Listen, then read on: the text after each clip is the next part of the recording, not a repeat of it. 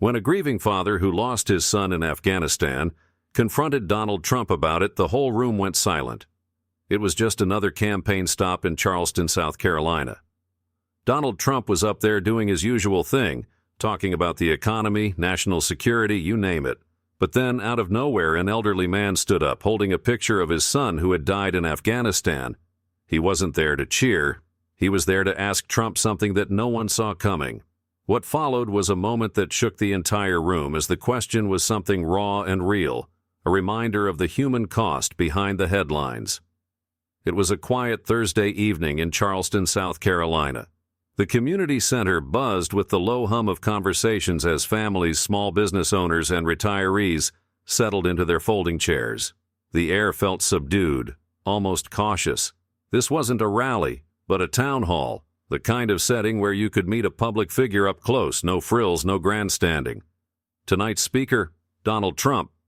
The room wasn't massive, and the crowd wasn't loud. Most attendees sipped coffee from styrofoam cups or murmured about rising gas prices and medical bills. They were there not for the spectacle, but for answers, or maybe just out of curiosity. When Trump finally walked in, his presence filled the room. With his trademark red tie and self-assured stride, he greeted the crowd, waving here, nodding there. Love him or hate him, the man had a way of commanding attention. Taking his place at the front, he launched into familiar talking points: economy, job growth, and national security. His words were met with polite applause, but the energy in the room remained restrained. Seated a few rows back, David Collins listened in silence, gripping a folded photograph of his son Matthew. His tired eyes and weathered face told a story of sleepless nights and a heartbreak that wouldn't heal.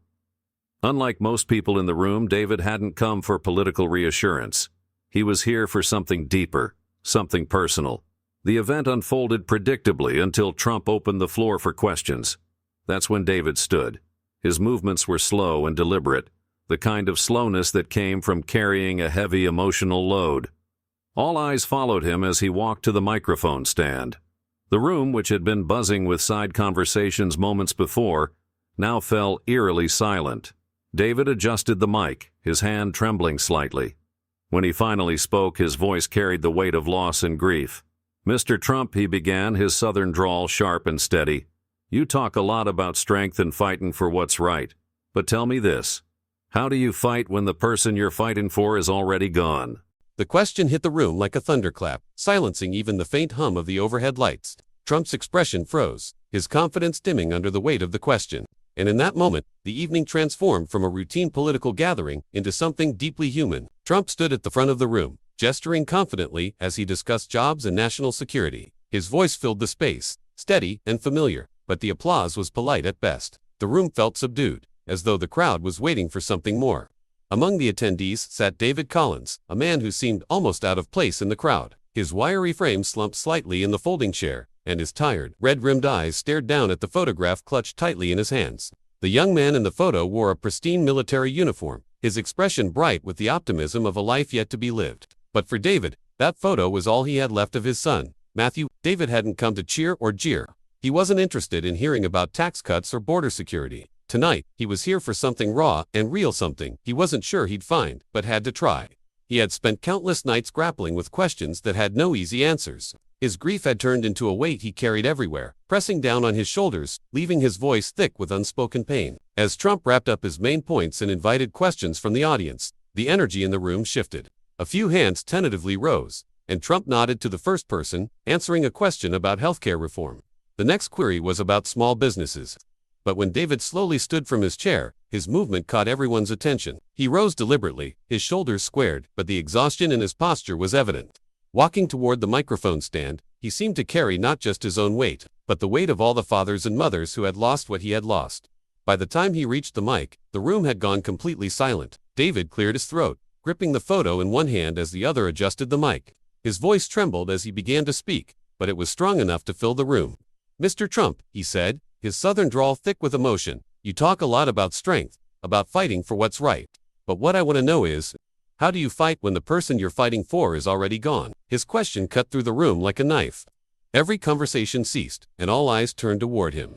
Trump, who moments earlier had been in full command of the room, now stood frozen, his expression softening as the weight of David's words settled over him. David held up the photo for all to see, his voice breaking slightly as he continued. "This is my son, Matthew.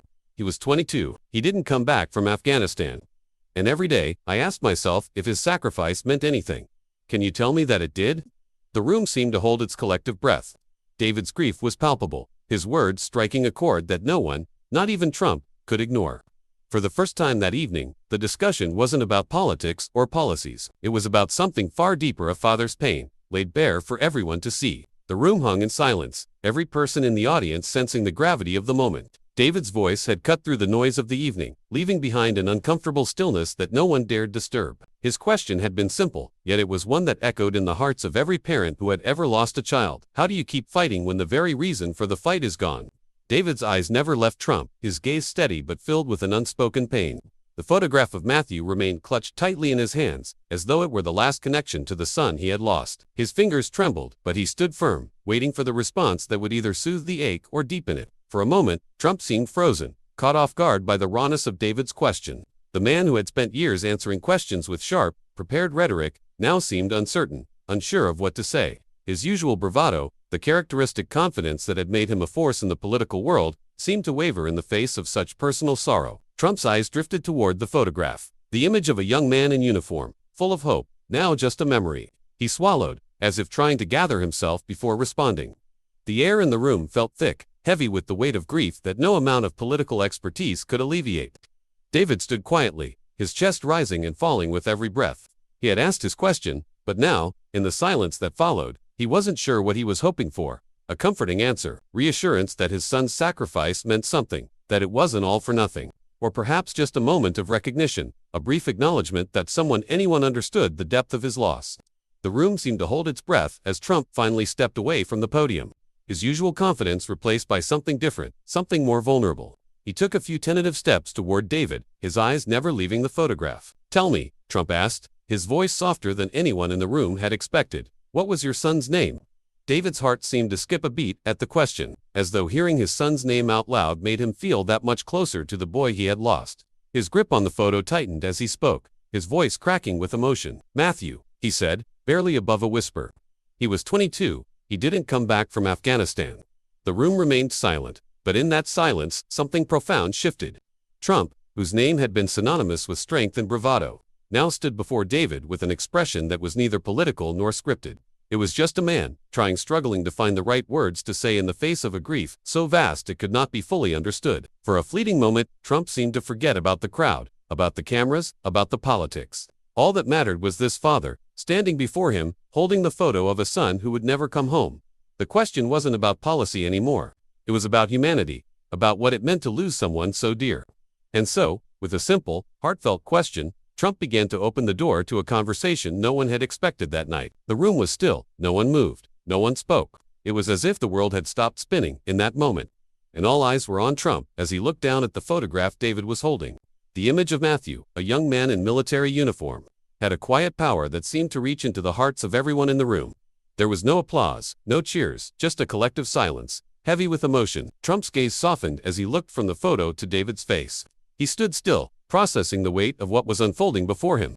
His usual sharpness, the quick wit that had become his trademark, seemed to vanish for a moment.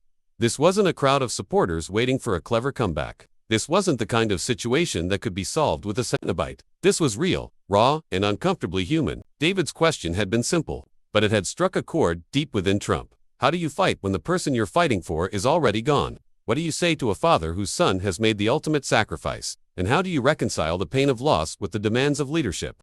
For what felt like an eternity, Trump stood there, searching for the right words. His hands hung loosely by his sides as he looked at David, as if he were trying to come up with something profound, to say something that would take away the weight of the grief in front of him.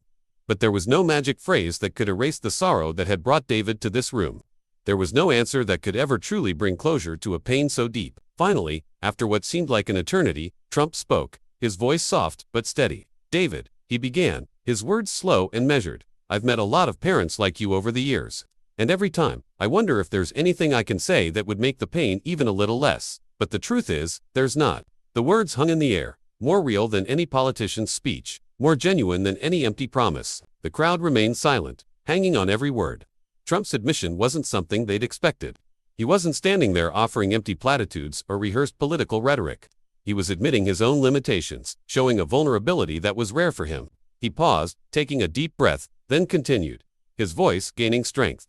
I've had losses in my life, but nothing like what you've gone through. Losing a child. It's a kind of pain that I can't pretend to understand. But I do know this Matthew's sacrifice wasn't for nothing. He stood for something bigger than all of us, for freedom, for hope, for the kind of future we all want for our children. David's eyes glistened, but he remained quiet, the tears threatening but not yet falling. He didn't respond immediately, but the way his hands gripped the photograph tightly told the story of how deeply Trump's words had affected him. Trump took a step closer to David, his tone shifting from soft to impassioned. And you know what? It's up to us, the ones left behind, to make sure his sacrifice means something.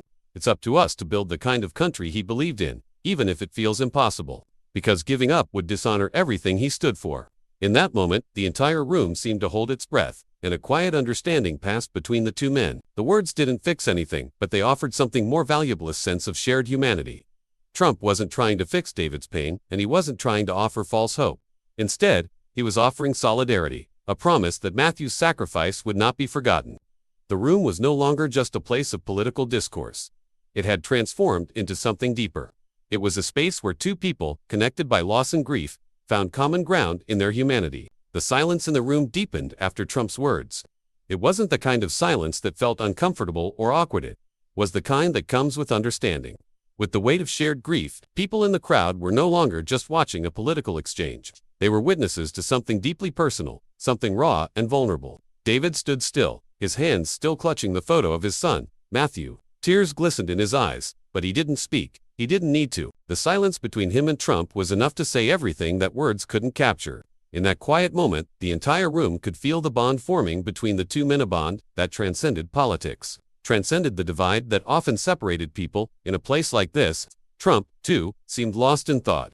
His usual confidence, the commanding presence that had filled the room when he first walked in, was now replaced with something else. He wasn't the powerful figure leading a rally anymore. He was just a man, standing face to face with another man who had experienced a loss he could never truly understand, yet still had the courage to ask the question that needed to be asked. The crowd watched in silence, no one daring to interrupt the moment. Trump took a step closer to David, as if wanting to convey something more, something beyond words. He placed a gentle hand on David's shoulder, a small gesture but one that held a weight of its own. "You're not alone in this," Trump said, his voice low, but carrying a depth of sincerity that few in the room had expected. "There are millions of people who carry the same pain, the same questions. And while I can't take that pain away, I can promise you this. I'll do everything in my power to make sure Matthew's sacrifice is never forgotten." David's eyes softened, and for the first time in a long while, he allowed himself to hope that maybe, just maybe, the world hadn't forgotten his son. Maybe there were people who still cared, who still remembered the lives lost in the pursuit of a greater cause. The crowd, once quiet and hesitant, now erupted into applause. It wasn't the kind of applause you'd hear after a well-rehearsed speech or a political victory. This applause was different. It was an acknowledgement of something profound, something real. People were standing and clapping not because they agreed with Trump's policies, but because they recognized the humanity in the moment. They were clapping for Matthew's sacrifice. They were clapping for David, who had found a moment of connection and understanding in the midst of his grief. David didn't seem to notice the applause. His gaze was still fixed on Trump, his tears now streaming down his face. For a moment, he didn't care about anything else. All that mattered was that someone had seen his pain, had heard his question, and had offered him a moment of comfort, however fleeting it may be. Trump gave David's shoulder one final squeeze before stepping back toward the podium, his voice now rising, addressing the entire room. "And to everyone here tonight," he said, his words carrying a new sense of resolve, "remember this, it's not the easy moments that define us. It's the ones where we're brought to our knees and still find a way to stand back up." As the applause continued, David stood there, the photo of his son still in his hands, feeling a sense of peace he hadn't thought possible. In that room, on that ordinary evening in Charleston, something extraordinary had happened, and for just a brief moment, the world had paused to recognize the incredible sacrifice of a young man named Matthew Collins. The applause slowly faded, but the room still felt charged with emotion. It wasn't just the clapping that echoed in the air, it was the shared understanding that had passed between everyone there. People had come for a political speech, but they left with something deeper, a reminder of what truly matters. The camera flashes flickered out, the staff started to move again, and the usual hum of the event began to take over. But for David Collins, none of that seemed important anymore. His heart felt a little lighter, though the grief was still there, lurking beneath the surface. There was something comforting about the way Trump had looked at him, listened to him, and shared in the pain of losing a child. David's hands trembled slightly as he finally lowered the photo of Matthew, his gaze still fixed on it. The boy in that picture, full of life and hope, was gone. But in some strange way, David had just been reminded that his son's sacrifice hadn't been forgotten. David took a slow, deliberate breath. The tears on his face didn't stop, but there was a subtle shift in his posture, a quiet understanding that perhaps, just perhaps, there was hope after all. Trump had given him something no policy ever could. A moment of humanity, a simple promise that Matthew's life, and his death, had meant something. That his sacrifice wasn't just part of a bigger political narrative, it was real, and it mattered to someone in that room. David wasn't sure what the future held, but for the first time in years, he felt like he could keep going. He had faced a question with no easy answer, and though there were no miracles tonight, there had been something even more meaningful connection. That was a start, and it was enough. As the crowd began to disperse, the atmosphere in the room was palpably different. There were no grand speeches left to deliver, no more promises to make. What had begun as a routine political event had transformed into something much more personal. The energy in the air was thick with unspoken thoughts, emotions simmering beneath the surface. David stood at the edge of the room, still clutching the photo of Matthew. He hadn't moved far from where the exchange had happened. His feet felt like they were rooted to the floor, as though he needed time to process what had just taken place. The applause had faded, but the weight of the moment lingered, heavy but not unkind. Trump's words had been more than a simple acknowledgement. They had been a recognition of something far greater than political alignment or national security. It was a recognition of pain, of loss, and of the human cost of war. For David, hearing those words from a man who had, for so long, been a figure of political power and controversy, had stirred something deep within him. It wasn't about agreeing with every policy or believing in every promise. This was about something far more essential. It was about the truth that had been left unspoken for so long. David hadn't been asking for an answer to ease his pain. He hadn't expected one. What he had wanted, what he had needed, was someone to see him, to hear him, and to understand that Matthew's sacrifice had meaning. That's what he had found in Trump's words: validation. His son had mattered. The crowd slowly began to file out of the room, but David remained for a moment longer, allowing himself to breathe, to just be in that space. He didn't know what tomorrow would bring or where the path ahead would lead, but tonight, he had been seen, and for the first time in a long while, that was enough. As David finally stepped out into the cool evening air, he felt a quiet sense of relief wash over him. The burden of his grief hadn't vanished, but something had shifted. For the first time in years, he didn't feel completely alone in his pain. The conversation with Trump, though brief, had opened a door to a shared humanity he hadn't realized he'd been missing. The crowd had dispersed. The event was over, but the words exchanged between him and the former president lingered in David's mind. They weren't the grand speeches he'd expected when he walked into that room. They were raw, honest, and filled with a vulnerability that no one, least of all David, had anticipated. David knew the journey ahead would still be hard, but there was a glimmer of hope now, a sense that his son's sacrifice hadn't been forgotten. In that moment, he understood that sometimes, it's the smallest gestures, the quietest promises, that leave the biggest impact. The days that followed were quieter for David, marked by moments of reflection and a sense of peace he hadn't felt in years. The pain of losing Matthew was still ever present, but something within him had shifted. The heavy weight of unanswered questions had lightened, if only slightly, by the understanding that his son's life and sacrifice were seen, acknowledged, and honored. David found himself revisiting the words Trump had spoken over and over in his mind. It's up to us, the ones left behind, to make sure his sacrifice means something. It was a small promise, but one that carried a profound truth. David now carried that responsibility, not as a burden, but as a way to keep Matthew's spirit alive. Though the future remained uncertain, David was more determined than ever to live in a way that would honor his son's memory. There would be tough days, there would be moments of doubt, but now he knew that the love for his son wasn't bound by time or loss. It was something that would always remain, shaping the road ahead. As weeks passed, David found solace in small moments, conversations with family, walks through the park, and quiet evenings spent reflecting on his son's life. The grief was still there, like an old friend who never quite left, but it was no longer overwhelming. In some strange way, the encounter with Trump had helped him see that healing didn't come in big, dramatic moments. It came in pieces, small, quiet, often unnoticed moments of connection, understanding, and acceptance. David began to speak more openly about Matthew with those around him. It wasn't always easy, but he found that sharing his son's story allowed him to keep Matthew alive in his heart. The pain didn't diminish, but it felt more bearable when he could remember Matthew for who he was before the war, before the sacrifice, not just as a symbol of loss. The road ahead remained long, but David no longer walked it with the same weight on his shoulders.